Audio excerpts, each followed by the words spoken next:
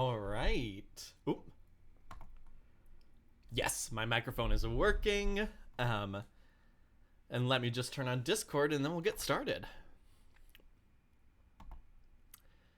All right, Discord is up.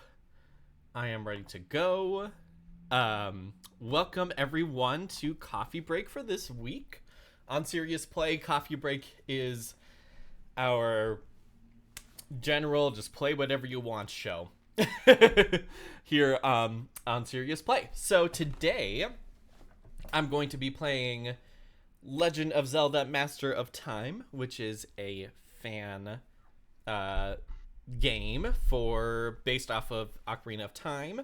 And I wanted to play this today because I'm reading a book by T.L. Taylor all about Twitch, and there's a section about law and regulation. Plus, Matthew and Wren and I just did a bunch of N64 stuff yesterday, so I felt inspired. So I am joined by Matthew today, so if you want to introduce yourself. Yep, I'm Matthew Carrick, and I'm here too.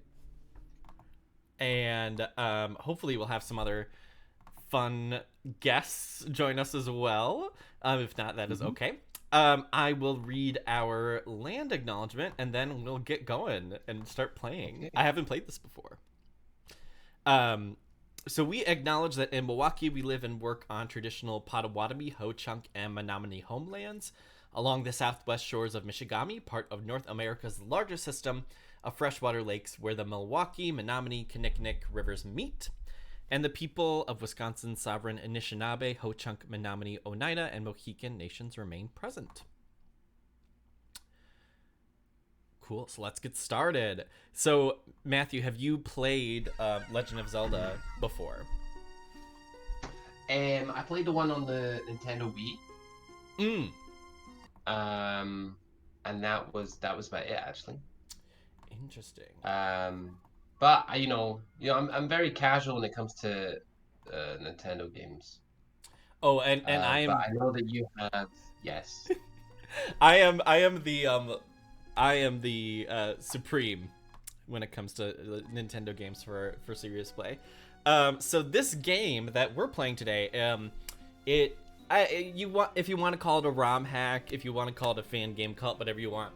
But what this is a one guy with a lot of support, one guy kind of led this construction of this game called the Master of Time.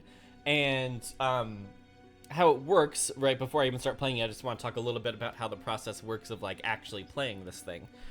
So you have to find a ROM of. Hey SNES, thanks for tuning in. Oh, actually, maybe I should pay attention to this story.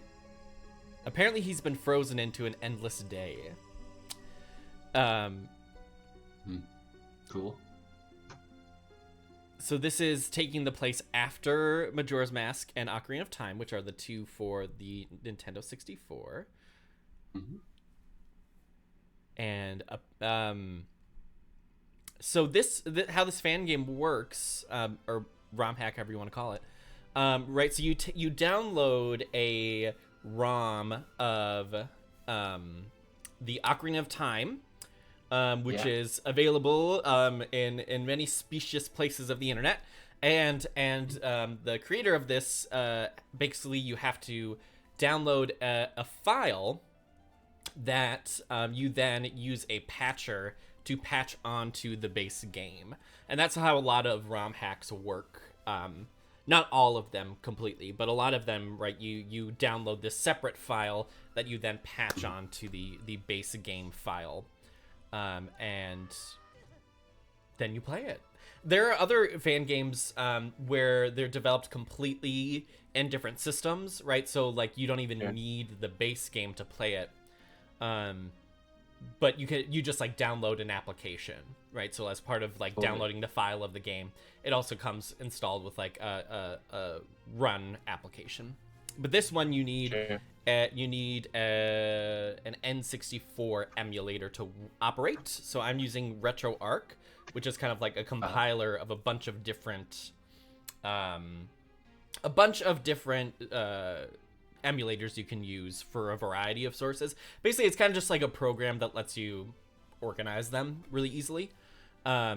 and then execute them through the RetroArch system. So that's what I'm using today. And I am not using the N64 controller that we talked about yesterday. I am using a very cheap Logitech controller, which does not map onto N64 buttons all that well. That looks good. Go to highleonmodding.com for the full credits. So just kind of like how I talked about this a little bit in my Pokemon Unbound stream on Thursday last week, but what a lot of these practices are is you kind of have, rather than one individual person really like developing all of their own, unique assets or going through the entire process of developing their own fan game. Usually what happens is you kind of have a network of people who come together and contribute to programs or things you can download that have like assets they've made, right, pre-rendered, which then you can like insert and use in your own program the way you want. And that's much more obviously easier for fan modders who are usually just, people with jobs who are doing extra stuff. So Hylian Modding is the community that does a lot of the work. I want to call myself Serious Play, but now I'm going to do Serious P. So I don't know what to do. Matthew, what should my name be? Well, we've already put in serious, so put in like Serious X. Like serious and then capital X. That's a good idea. Let's do that.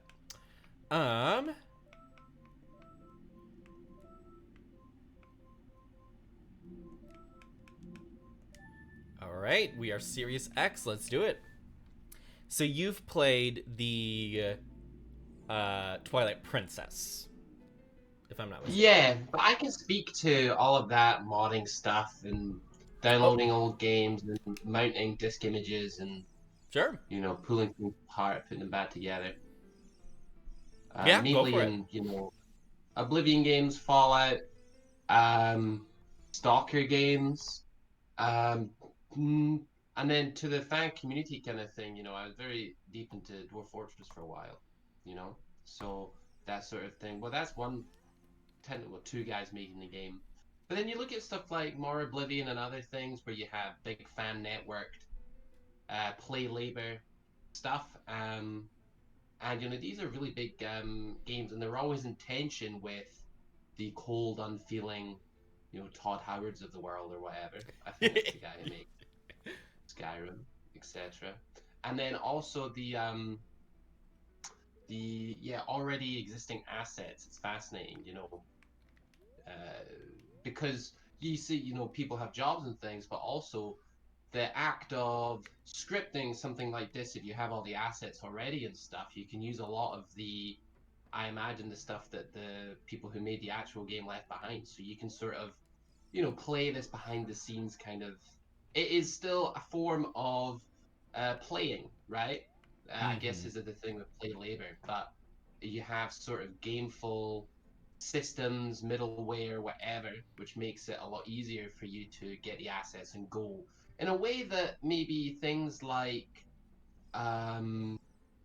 what's that, Minecraft makes explicit, this kind of sandboxing and things. But here you have clearly a passion project, right? Somebody who loves the game so much and wants to enough that they would script and stage a whole fan project out of this. It's Definitely. Yeah, definitely. And something that this is just on my mind because I was literally reading T.L. Taylor's book called Watch Me Play before we were streaming. And in it, she talks about how all play is transformative, in some way. And she talks specifically about how Twitch, just within like streaming a game to other people, is transformative in some aspects. And it kind of literalizes, I shouldn't say literalizes, right? But it makes very apparent the like the how even when you're in the same room as somebody playing a game, right? You're watching somebody in the same space playing a game on the TV, and you're not controlling the controller, but the other person is. Right, that itself is transformative in many ways, and the experience of playing a game versus watching someone play a game, even in the same space, is one kind of transformation.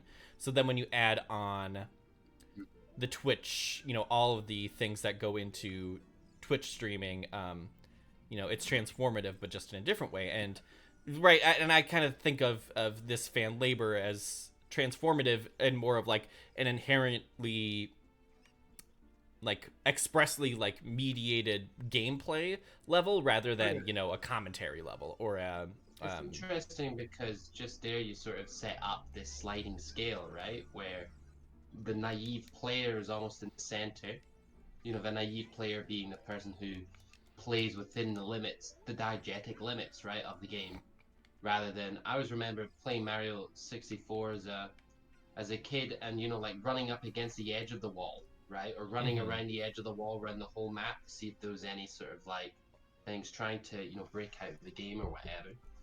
And it sounds like you've got this sort of naive center, and then you've got on one end you've got what the Taylor's talking about with adding more frames, more layers for streaming and things, which create these wider, different kinds of gameful experiences, playful experiences. But then you've got the other way in which, like you're saying with your boy here with this game, he's gone into the receding layers, the veil of the code, right? He's gone behind there in order to play, you know. And so interesting to connect those like on a scale of, I don't know, on a scale what sort of like uniform to this scale then. Yeah, and they're all transformative, I guess. Yeah, and it's interesting too because I think when it comes to Twitch, right, Twitch streaming, you're not only transforming the gameplay, right? You're not only transforming a game and an audience, but you're also You're also kind of in this environment of TV, of broadcasting, of you're not just messing with games, but on Twitch, right, you're messing with our expectations as to what social media does, right, within the and then also within the realm of broadcasting or narrowcasting or all that stuff too, right? It kind of has, and what's also interesting is there's a lot of modders who will do like mod streams where they stream on Twitch of them like working with their projects, and so that adds another layer or another level of behind the scenes ness of it all, where you have person working on a project, which is kind of like a established form here on Twitch, right, where you watch people like making knitting, right, or making other stuff, but now you have like all of the craziness of creating a game too to go along with it. That's right. I mean, that's the kind of thing that I guess I do when I show off the the program. It's about narrating me doing it, and that's what Twitch streamers do when they play games. They narrate themselves doing it, and the viewer is also doing it plus some, plus the frame of the streamer as well. And then so you could do anything as long as you have that intimate, everything. I'm watching you move around the screen. It's very tactile, and the moment to moment is based on your movements with your hands and stuff on the controller. I'm watching that, and I'm watching you describe it, and it's all very, it puts the viewer in a very intimate place, doesn't it? Especially with the fact that you can respond to people in the chat and all of this kind of stuff, which I'm sure is in the book. Oh yeah, um, um, definitely, and because it's one of those things where I've read it so recently that it's still like trying to work itself out in my mind, so I'm not necessarily the most cogent. Oh hey, I discovered a piece of heart in this random crate. That is definitely not something that would happen in Ocarina of Time. Right, but I'm still thinking and trying to like process all of what the book. So I'm not very cogent right now. So Oh, sure, if yeah. anybody else has any thoughts, they can always feel free I to mean, I'm a correct me cynic. or. My questions would turn to how do fan labors, be it in the construction of new game assets or in the streaming of games, as a kind of de facto free advertising, but also bug checking and all that kind of an early access and things. How do are these techniques? My cynical question would be how these techniques are used by the game design institutions, which, are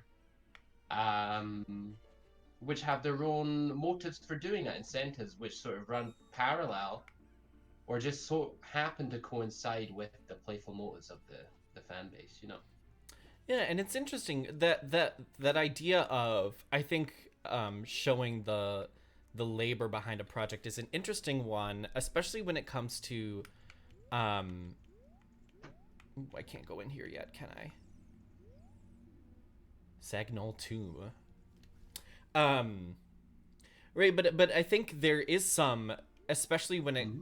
there's there is an attitude of kind of like liking to have the black box of game production, that I think some companies would probably want to perpetuate. Right, you don't really want people to see you making the sausage, for lack of a better term.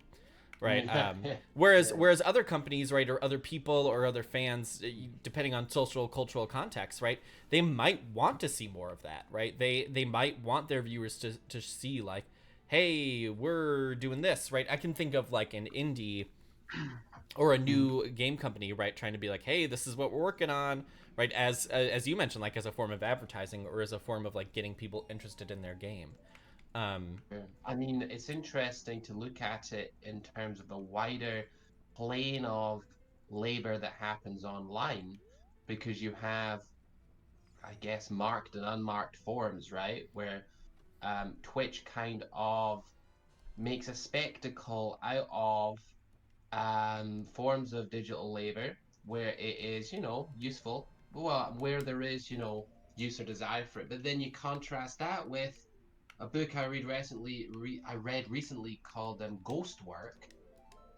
Ghost Work by Mary Gray and Siddharth Suri, anthropologists. And the subtitle is How to Stop Silicon Valley from Building a New Global Underclass.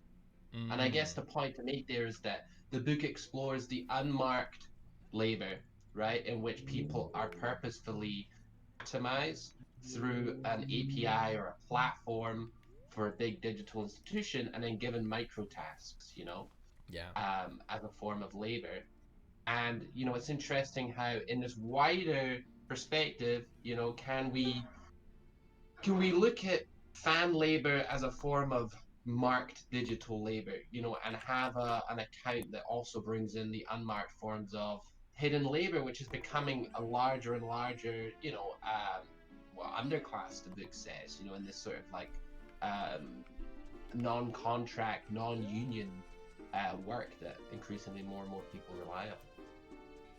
Yeah, and it's hard, right? Because it's all of the above, right? It's both like labor that people find affectively really beneficial, and I'm thinking of an article I read about it's I think it's called the affectively necessary labor of queer modding, and right there they talk about how like for some people when it comes to modding, right, it can be like a way for them to maybe express or explore their identity in some way, or Mm-hmm. do a lot of these other things. Mm-hmm. But at the same time, right, it's also very easily exploited, right, and these people have very precarious labor, Yeah. in this. So like it's all of the above, right? It's a huge big mess, which is good in some ways, right? It's good to understand what that mess is, but it can be very easily exploitable. Yeah, the question for us now is like how, like Mm-hmm. detailed accounts of how that happens. And for example, where like with queer modding or with the Google Labeler game that Thomas describes in the paper, you have a situation where a liberal, aspirational individual who wants to self-actuate or whatever. You know, we're burdened with the need to become something, to become a person that reflects, I guess, our desires. What happens when those, you know, dovetail seamlessly with the desires of a digital institution who, you know, makes money out of the simulacrum, right? That, you know, there's money in server time, people's watching time, and all of that kind of stuff.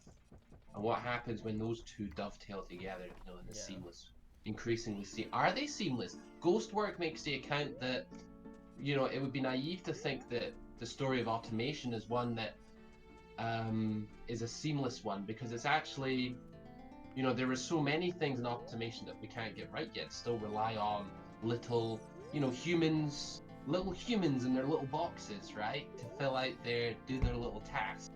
You know, we haven't completely automated those out. So, in a similar way to that's not such a smooth narrative. Neither is what I was talking about before. Totally. I also just wanted to mention that all of this music so far that I've been hearing is all fan made as well.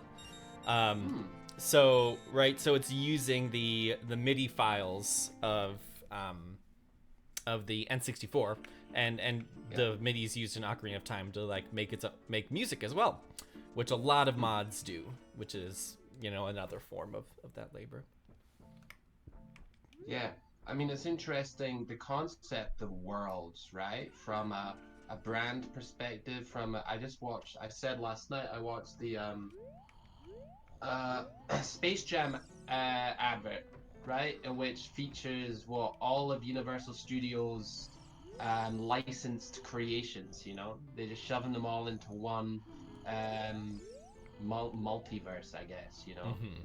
And it's this sort of trajectory, which I would argue that this is a part of, right? Which, because this labor has developed through the brand of Legend of Zelda, right?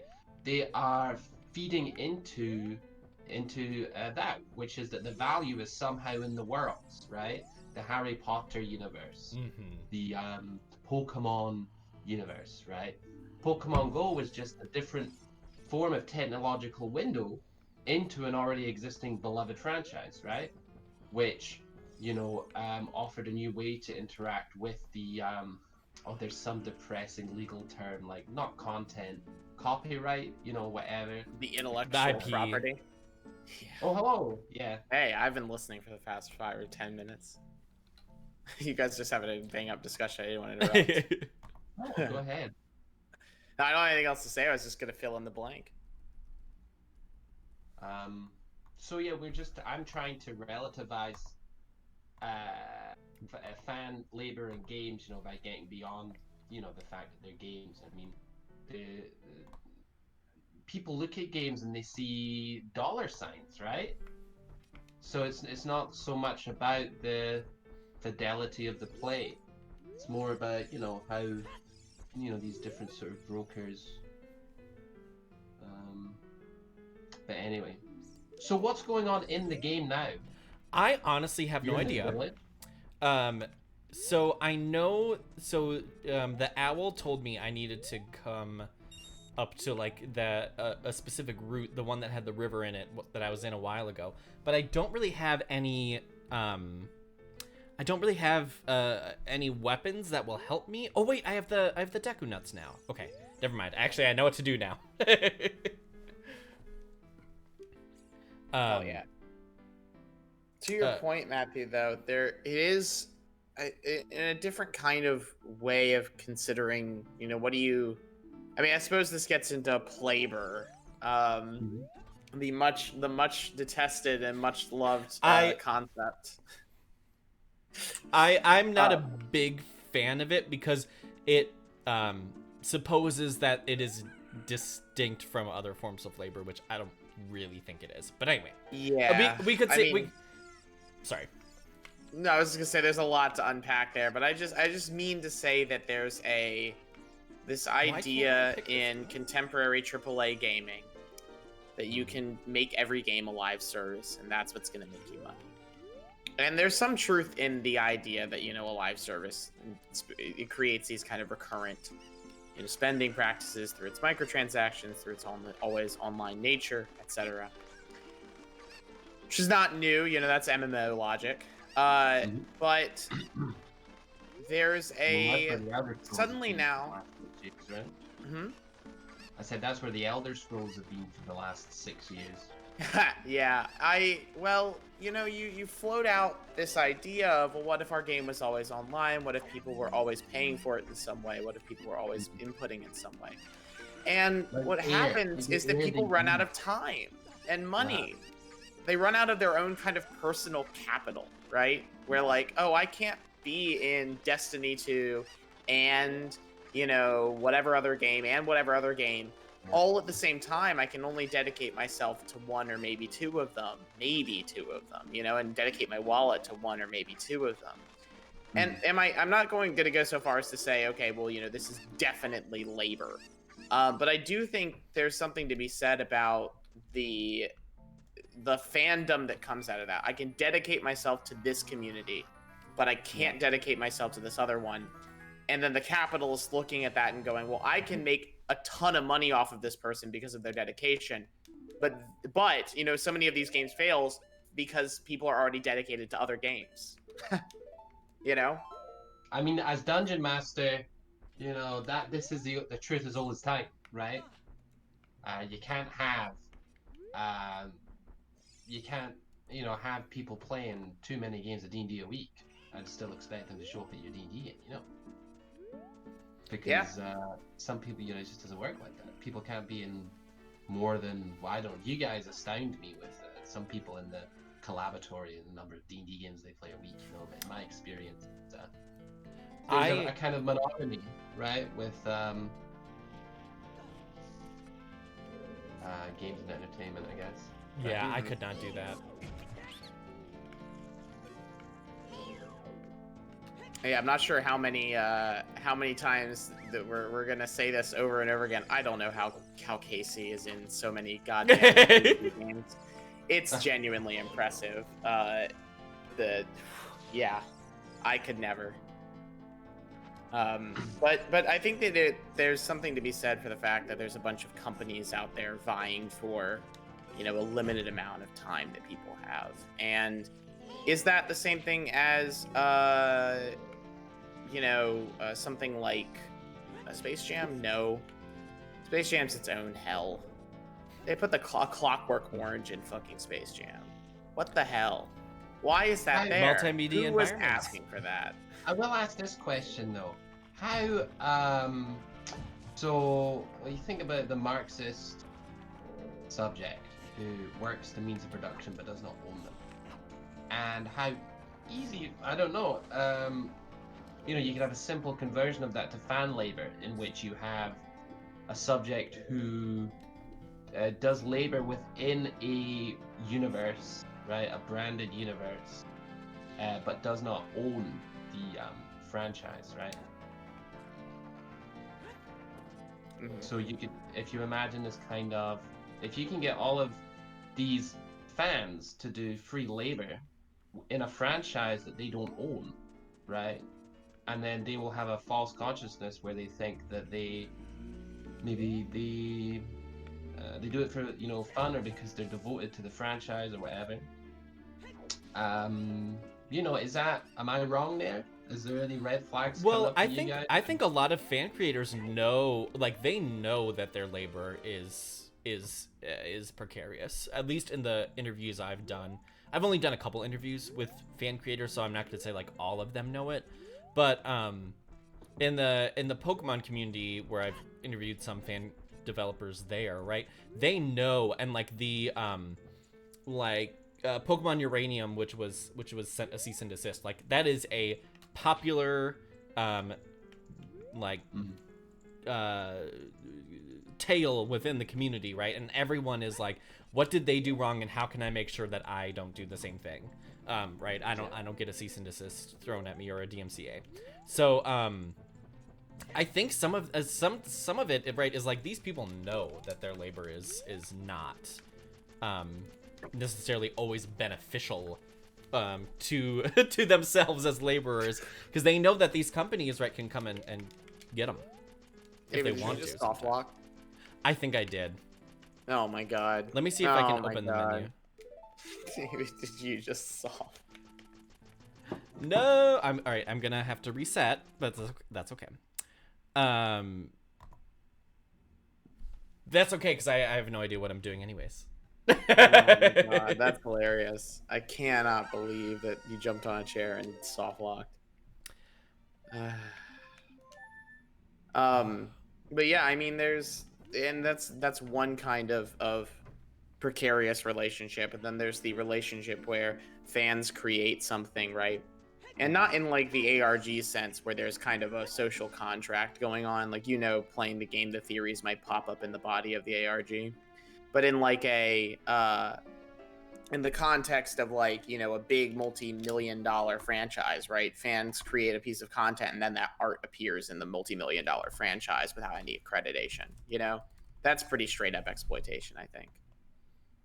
You know? Sure, of course. I know that that's happened. I just cannot for the life of me remember who it happened to. Well, I feel like aren't there certain games where there's like you can buy mods on like marketplaces? Isn't that a thing? Bethesda has tried to do paid mods several times and it has never gone over well. Because I was gonna say I like that to me would be like the ultimate. Why is this doing this to me? Oh my god, yeah, it's just locking over and over again. Is this... Have you started Ben Drowned? Is that where we're at I think now? so. I think so. This is my experience with mods. 100%. Well, it's funny. This is the first time I've really ever experienced with intense soft locks. Maybe I'm doing something wrong. Maybe. Who knows? Maybe you're doing everything right and it just doesn't like you. Yeah, that could be. That is probably what it is. But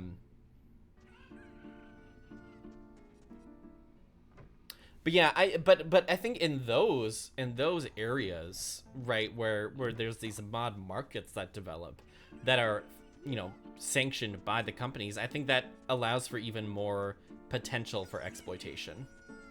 Mm-hmm. Where you have, you know, and it also has this retrospective effect of then changing, you know, what's in the game itself, right? Because when you put in that layer of marketization where aspects of the game are behind a paywall, then fundamentally the base game, you know, changes, transforms, right? Where the expectations of what is in a base game also change with the introduction of a new, I guess, contract with the player, you know? Yeah. Sorry, I'm looking around online. Trying to figure out if this is a common issue. Yeah. Yeah. Well, it's possible I'm just using the wrong like an emulator that doesn't fit well with it. I might just try using the other emulator and see what happens. I'll load a new core. Cool. There was a game I emulated. It was the Hobbit game for Xbox, for original Xbox and GameCube. It was also a GameCube game.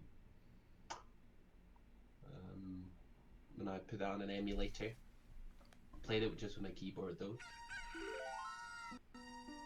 which was fun.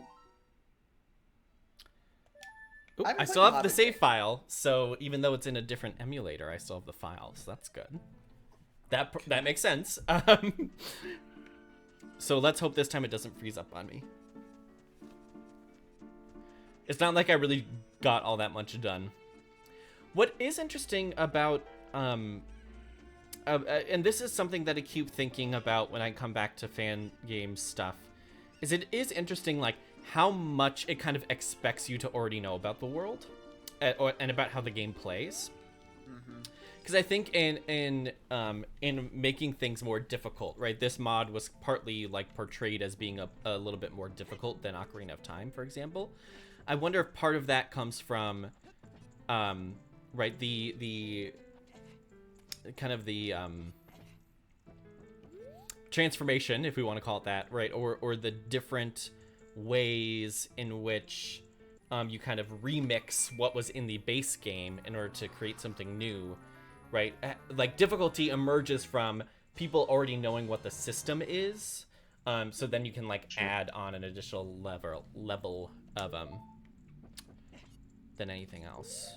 Yeah, that's true. That's right. Also, I mean, with older games, there's also the argument that difficulty comes in because the game is not very complex or lacks depth. And so having to have sort of like difficulty based on your controlling of, the jumping, the situation, the moving around is a way to balance out for the lack of complexity of older games. But I definitely agree that fans don't talk down, they don't simplify. And, I can totally see why if I was making a project like this, I would try and make something which was challenging to my level, right, and not to a beginner and intro like them. Because in a way, it's a personal thing, right? It's sort of like I mean, you said it was one guy within a network, and these guys usually find communities to share their work with, like Tori One did with Dwarf Fortress, and create a sort of a fan base who in time become more attached to the project than maybe the creators, but if this is the thing about any sort of art labor like this, is that it's pretty difficult to do something like this completely on your own without a network, without an institution to sort of structure the work and for you to report to and articulate where you are in terms of how you imagine the development, the production, and that kind of thing. You need those sorts of things. And as things, as people picking up coding projects, making games sorts of becomes more accessible and readily accessible, then new kinds of networks, institutions, collectives, will undoubtedly take shape because people need those relationships, those peer cohort kind of relationships in order to finish a project. Definitely, right? And that's what I think, right? And part of this is like the rhythm of when these people create their works in relation to other fan works, right? So like because there is this Hylian modding community that has already done a lot of the groundwork, right, of developing assets in ways that can be used in projects, right? Then as a new person coming in who wants to try modding for the first time, you already have a network, not within a business, but more so within this disparate network of people who have worked together on these projects, most of the time probably exclusively online. Yeah, totally. And it's interesting if you look backwards as well to like authors, like you think about Tolkien and C.S. Lewis, and about how that authorial rivalry and friendship, we can't underestimate the degree to which they were just two dungeon masters with their worlds, right? And supporting each other in the creation and publication of those worlds, these sorts of working relationships. Sure, I mean, as much as we have to, every time it's brought up, be like, screw Lovecraft, what an awful person. The spreading of his mythos is entirely down to the fact that it was a contingent group of authors, writing all within this same concept that he was, kind of the originator for. It's a really interesting, I think, set of peers working together in the same way that you're talking about. Yeah, like the original Star Wars movies, where there was more tug from other expert elements of the production crew, apart from George Lucas, right, to sort of refine, simplify his project, make it doable, make it good, and this is the thing, we always think about creativity as the construction of like an individual subject, but it moves in networks, right? Like I always think of Mary Shelley writing Frankenstein, and in Byron's, Lake House in Geneva, Switzerland, or whatever, and like how these creative constellations, right? They have their own stories, their own sorts of things, and then from it come these distinct works, but actually, Aslan, Gandalf, Yeah. And no, there's also the other kind of interesting half of the conversation about the position that a mod takes relative to its predecessor in its, like, what we might call the originating text, right?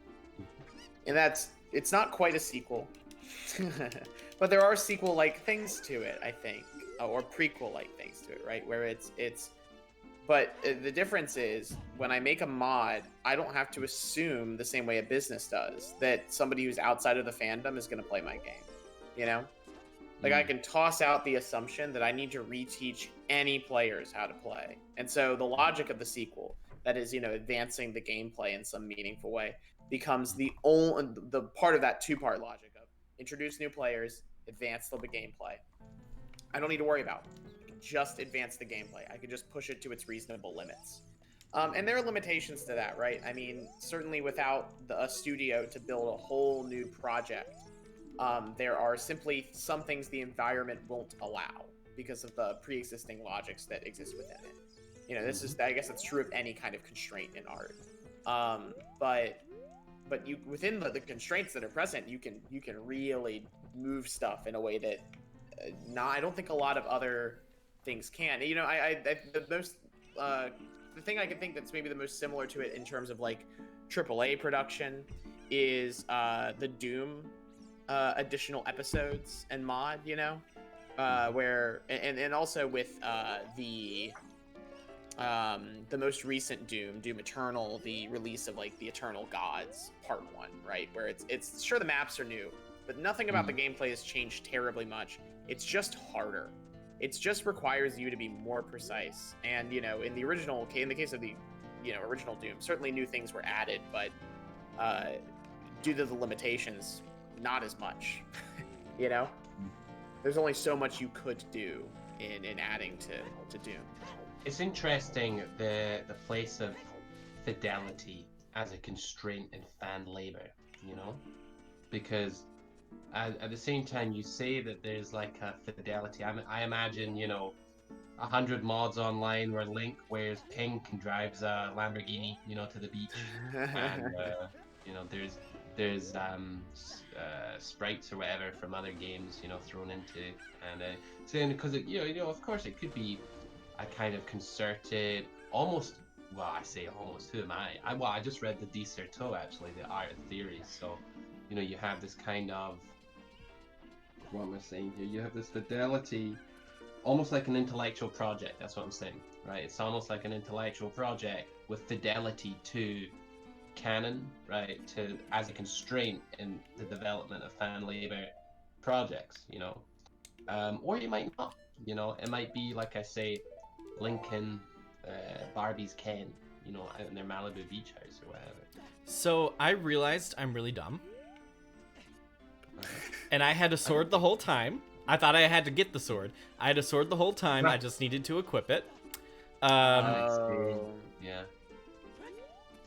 Which is not something that is usually that happened in the original. So I guess that's an interesting puzzle in its own right.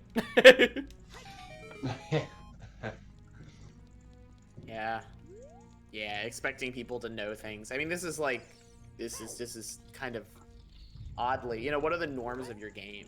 What's the norms of a mod? And to some extent, like, it's interesting because, like, as modding communities go on and they evolve, and you get this weird split between purists and people who want to just push the limits of what you can mod into the game. I was watching, there's a really, really good interview with somebody from the Doom modding community that David Stockdale did, Nightmare Masterclass on YouTube.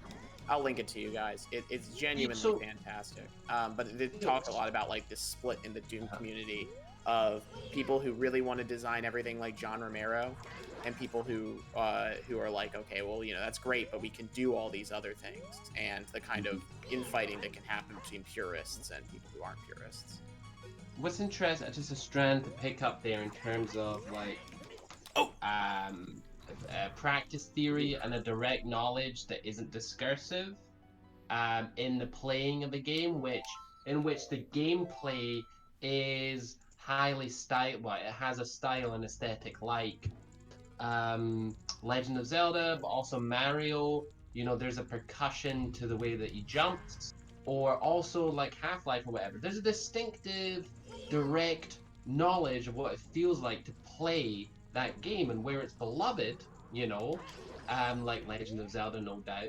Then the ability to then create new sequences of gameplay, like what we're watching here, and have it be in dialogue to that non-discursive, intimate knowledge of what it's like to play Legend of Zelda, right? And so if you have, then you can sink into it, right? And you can be like, this feels familiar, but different, and I can sort of tell, or maybe not.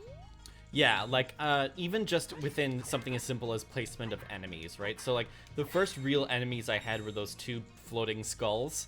They're called bubbles, which I think is funny.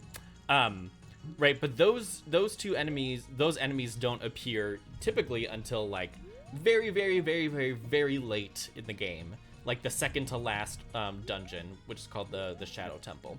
Right, and so, like, because it's the first thing that shows up, right, that already tells me something about the difficulty of the game, because my expectations are already being messed with, right? And that's really only something you can know if you can, as a fan, right, understand what the creators are trying to tell you when it comes to things. It reminds me of that moment in Big Bang Theory when they play Halo, and of course somebody mentions, "Give me a health pack," and you think, dude, there's no. I mean, in Halo 1, there were health packs, but you can give them to other people, And you instantly know. I was revulsed, right? Because I instantly knew. I was like, that's not how it works. It's not how it works in Halo, Your first mistake was watching Big Bang Theory, but... Well, yeah, of course, I'm just kidding. Of course. But we have to grimace at the popular culture in order to, understand it. But that notion of a direct, I thinking back to games that, well, Halo had a very distinctive arsenal of weapons, right? I'm thinking of like the battle rifle. It was always 3 headshots and then a B melee that would kill someone, and knowing those little techniques, those tactics. But also knowing how it feels to, like, you had the shotgun, where it would usually from a distance, if you weren't right next to them, it would be that, and then you'd have to beat them to kill them, so a melee attack, or like with the sword, you had the B attack, which was like the quick one, or you had the trigger, which was a big swoop, and to the feeling of doing that is an artifact, which, if you play through a game like Legend of Zelda, where you have these sorts of like these series of buttons, like console games, they have these series of buttons that you have to, you push in intricate ways to deal with certain enemies or puzzles or traps, right? And it's a skill that you build up over time, that feeling, which ultimately is a labor of love if you can capture, I guess, in these fan productions. Speaking of really difficult enemies. Jeez, whoa, what the heck is this guy? So this is a Gibdo. He's a variation on the Re-Dead, a very notorious enemy from Ocarina of Time that like screams and paralyzes you when it sees you. It's known to be one of the scariest parts of the game. Hey, now I can pull up bomb flowers. When was this mod released? Last year, 2020, August 12th or something. I'm just like, it's interesting, the feedback cycle of fan labor into fan labor into fan labor. It's hard for me to imagine that Well, it's not necessarily hard for me to imagine because I'm sure that Alex picked it up from somewhere, but that whole sequence was like, wow, okay, this feels very Majora's Mask. This feels very, in some ways, from what I've seen of Deducible, very, very edited in that way. But I don't know. There's a lineage of, I think one of the challenging things about fan scholarship, and to some extent this transfers into ARG scholarship, is that it's inherently like we have a hard enough time archiving games that aren't fan games. Yeah. Like, good fucking luck plotting out a real, effective, perfected history of the lineage of like a fan project or fan projects. I think ARGs, it's a little easier because the medium is so and I imagine to some extent with fan communities the medium is self-documenting, but like there's not a lot of, outside of the individuals who are putting effort into that, there's no art library of Congress for fan games. You can't go in and effectively expect that any game isn't just going to disappear off of Game Jolt at any moment. Well, yeah, and actually, what's funny is, I shouldn't say funny, but right, Game Jolt itself has probably had more encounters with DCMAs than like actual creators do, which is its own interesting thing, right? Because like the host of mods versus the creators of mods, it's a lot easier to just email the website that's hosting all these things and be like, hey, take them all down, than it would be to track down each individual creator. I want every copy of this game destroyed. Like back when you had VHS tapes and stuff, there was like a limited number of copies that existed of something.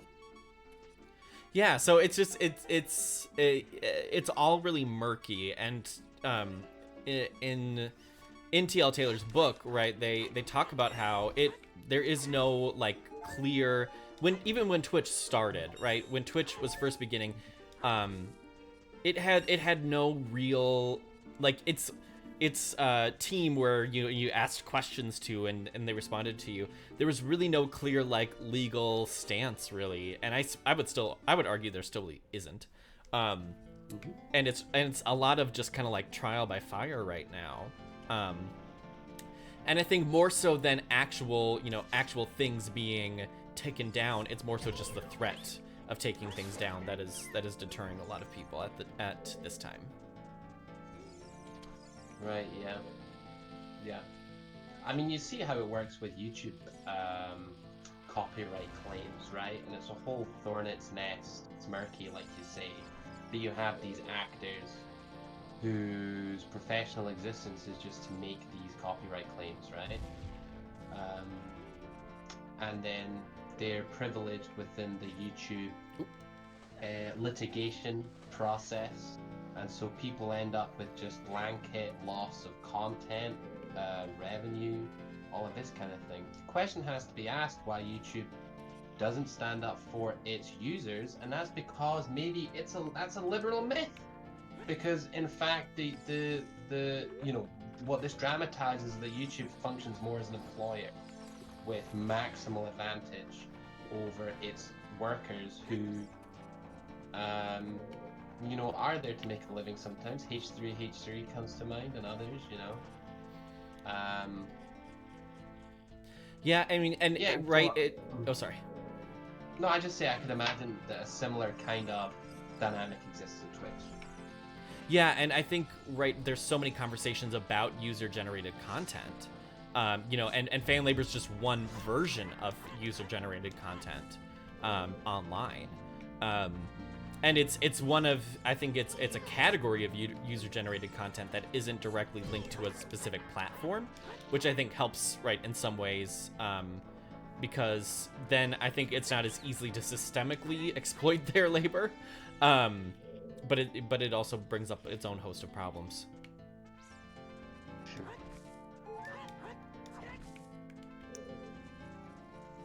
Yeah. I mean, it's hard to know. I think YouTube was acquired by Google so quickly into its lifespan that, like, is there really ever a time when YouTube advocated for its own? Probably not. I mean, and it's Sorry, David. Go ahead. No, I was gonna say it was the same thing with Twitch, right? It was acquired by Amazon very early in terms of like it being able to establish itself as a business, and like that inevitably has an effect on its policies. Yeah, I think that it was really like Discord. I know has some amount of care for its users, but it's also had years of time to develop that kind of space at this point. Yeah. Before now being acquired by Microsoft and being turned into Skype. Right? Yeah, basically buying Discord because Skype sucked. Yeah, Skype did suck. Oh man, it will be really it'll be tragic, but it will be really funny if Microsoft just rebrands Discord entirely. I think they would. I could see them making such a shitty decision. I could see it having to be installed through the Microsoft Office suite. Oh. Office Microsoft Discord. Discord. Oh boy. Oh boy. Oh, that's pretty bad. That would be rough. Yeah, but Oh, I mean, and Discord, of course, wraps into all of this. Oh, I'll be quiet for the cutscene. Uh-oh, don't hurt yourself. There's a song written on it. Ooh, I'm gonna learn my first song. Last Rampart song.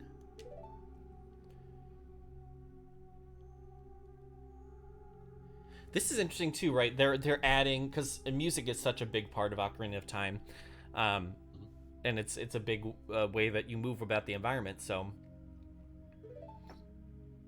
it's interesting how they add new songs and add new twists to things.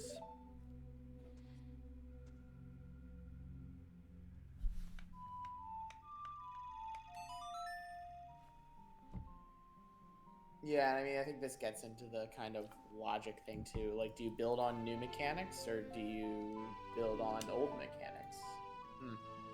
Yeah, there's so much to talk about.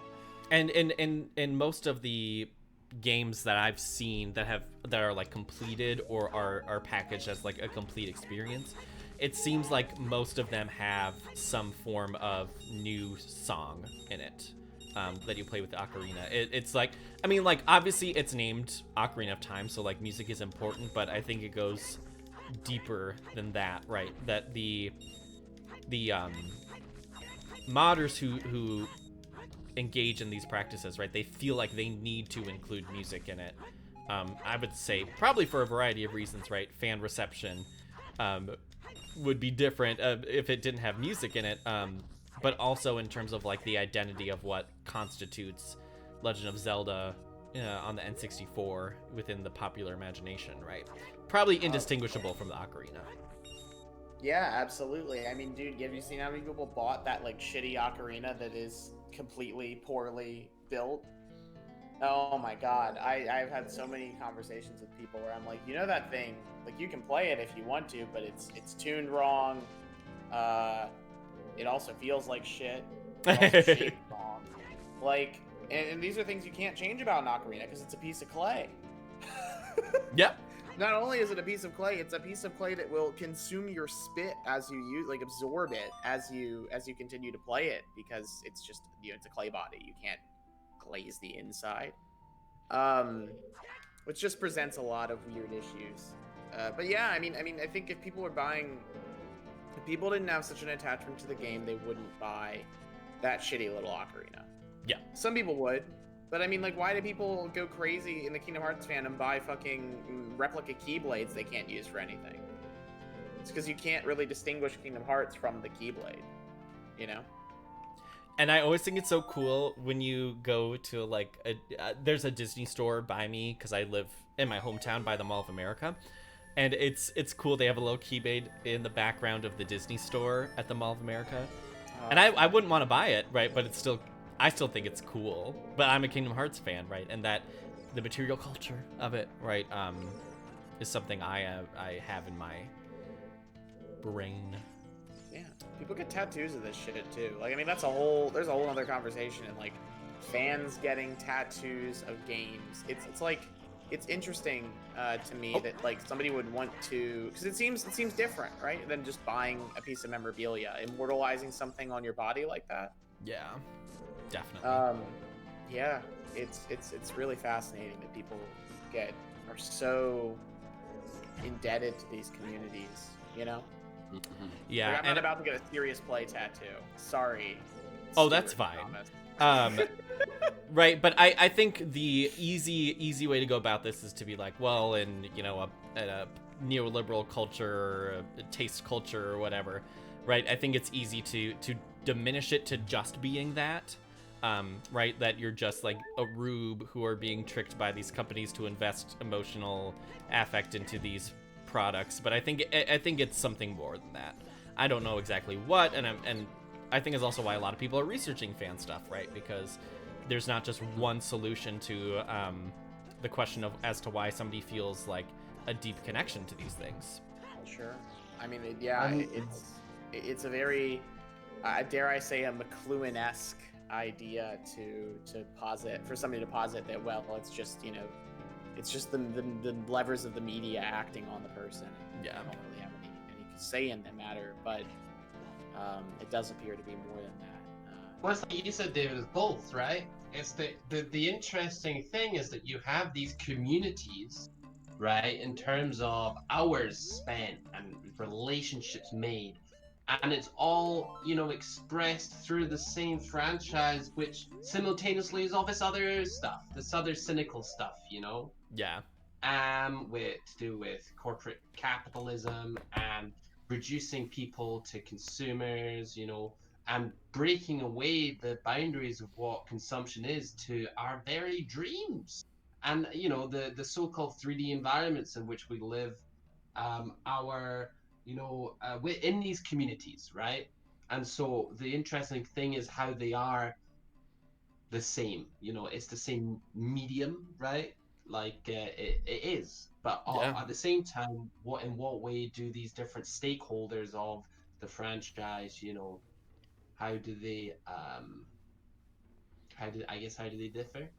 Would Totally. be a one question, but yeah, it's messy, right? There's no one solution to it. So I'm gonna call it there. It's 1:03, so I'm gonna go back to reading and eating lunch. I also think just something, I think it's cool that you can see, like when I do the pause screen, like it's got those polygons up, and I'm just like, this is kind of a cool aesthetic. But yeah, so thank you everyone for having for joining me today. As a last reminder, we're having a symposium this weekend, all about streaming on Twitch, and so we're gonna be talking about Twitch and why people like streaming on it, and what it kind of does to our media environment. So if you want more details, type in !symposium and I'll give you details, or !symposium reminder to remind you that it's happening. And feel free to come hang out with us on Saturday and Sunday this week to chat about games and Twitch. All right. Bye, everyone.